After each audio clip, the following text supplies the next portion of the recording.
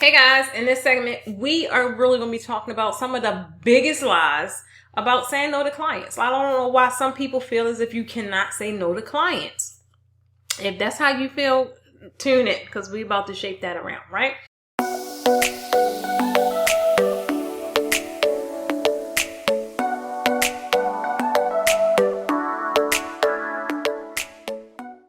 And partly because I don't know, people just feel a need to please and please and please, in which I agree to some extent though. How do you really think your clients is going to respond if you deny them what they want? Especially if the thing that you're denying them is something that they were used to getting. I totally get it, right? While it is true, it's true that clients are never really happy when you deny them. I get it. I am not happy being denied. Who like being rejected, right? I know I don't. So you can almost imagine that your prospects and your clients and all that, they don't either. But it's totally a myth that they will always get mad. That is like so furthest from the truth. I cannot explain, right? It is a total lie that clients they're going to get fed up with you. They're going to stop working with you. They're going to give you bad reviews. All this is going to happen if you just simply say no to their request. That is not true. In fact, saying no kind of makes you a little mysterious a little bit, right? You don't want to seem like you desperate. You don't want to seem like you're just too available. Like if that's the case, I know how I would be. Like, she ain't got no other work, right? Or yeah, it's just like it would just seem like a way you're just too pleasing. And why would that be the case, right? So that's how you don't want to be perceived that way, right? You don't want to be perceived as desperate, and that's just like the furthest thing. You don't want to do that, because believe it or not, guess what? The more accommodating you are, the more you constantly say yes to people that have all these requests, whatever it is, the less likely your clients is going to value you, right? Not only that, the less likely your clients are going to respect you, right? Not only that, they're going to expect more because you're so accommodating. You're saying yes to every little thing they desire.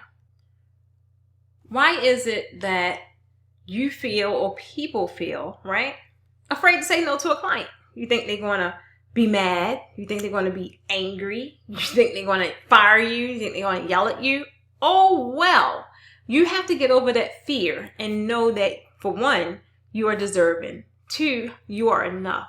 3, if that is the case, they are not your client.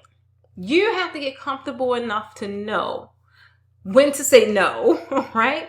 And know when you're being abused. I'm all for, making sure our clients are taken care of. However, if it's something that go outside the scope of what we agreed upon, or if I'm making changes to my business model, sometimes when you shape up, some people shift out because now you're attracting a higher valuable client. And those that you probably were serving before could have been bargain basement Betty. I don't know. But you have to be comfortable enough to know that you deserve more, and not sit there and negotiate your services and your products and whatever it is for the sake of, oh, I got to keep them on board. Sometimes it's time to just elevate. And with elevation, a lot of things are peeled back, or a lot of things are left to the wayside because it no longer serves you. So we're going to sit here now and talk about some comfortable ways that you can say no to clients. I mean, you don't have to. No one is saying be nasty, right? No one's saying be rude. But what I am saying is stay firm and steadfast to your decisions. And ultimately, you have to train your clients, your prospects, whoever it is, to respect your business in such a manner that you respect your business. The moment you start respecting it, and you start willing it down and watering it down just to serve others, they're going to do the same thing.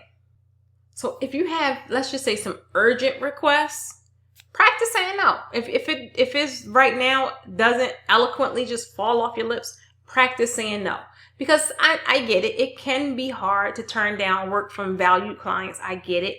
But remember, you must remember, we teach people how to treat us. That's in relationships. That's in client, with clients. That's with our children, our partnerships, all that. Anytime you're attached to another soul, another being, you are teaching them how to ultimately treat you. So it's important for you to be firm in your decisions, right? Be steadfast in your decisions. Another thing you want to do is value your time. I cannot stress this. I'm going to say it again. Value your time. Say no and stick with it, right? Saying no may mean walking away from money. And yeah, it may mean that. But it also means valuing your time, right? You cannot sit here and attach a dollar amount to everything, and that's just everything's valuable. A dollar is a tool in exchange for something you want. Time you cannot get back, right? You just can't get it back, right? Even if you have space, let's just say in your schedule for a rush job, it's still okay to say no. If you know you're taking so much time to maybe get it prepared, get it done, and now you're all willy-nilly, you frantic, you stressed out. No, I don't know about you guys, but how I value my time, you cannot put a dollar amount on me being stressed out. I'd rather not have the money for that job and I'm still peaceful. My core is still at a place. And I just feel, I feel sane, right? Normally when you do those last minute rush jobs, everything is so chaotic. And then a lot of the work go beyond the scope because it's last minute, it's not organized.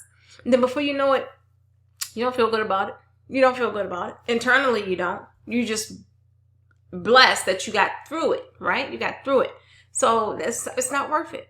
It's definitely best to kind of give yourself breathing room, right? So you can get all, you have room for anything that could possibly happen. If you are ending up in this situation, right?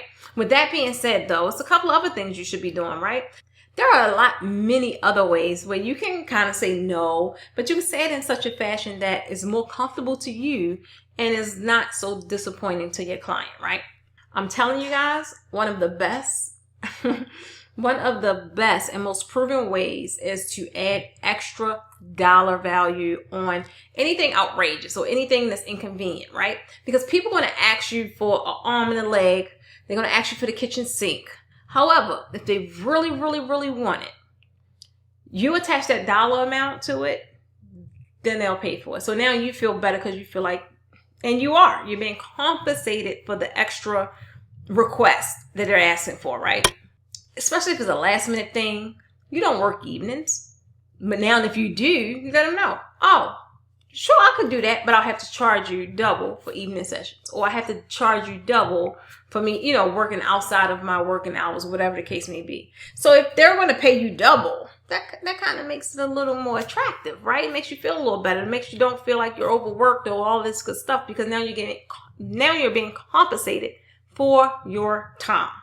Even with rush jobs, right? And I will always do this because a rush job, well, if it's draping, whatever it takes a lot more energy because you got to go and get all this stuff done last minute, or you got to go and prep all this stuff last minute. So if, they really want your services, tell them you have to charge them a premium surcharge for rush services.